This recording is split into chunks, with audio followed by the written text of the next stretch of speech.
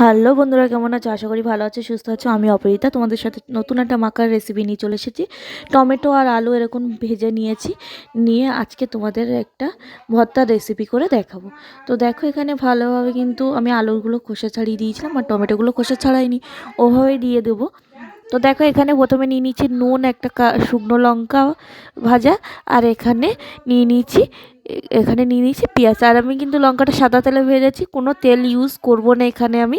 এবার সবগুলোকে হাত দিয়ে ভালোভাবে চটকে চটকে এখানে মেখে নিচ্ছি। দেখো, ভালোভাবে মাখানো হয়ে যাচ্ছে এখানে আমার লঙ্কাটাকে নুনের সাথে। তারপর একে একে পেঁয়াজগুলোকেও ভালোভাবে চটকে চটকে মেখে নেবো হাত দিয়ে।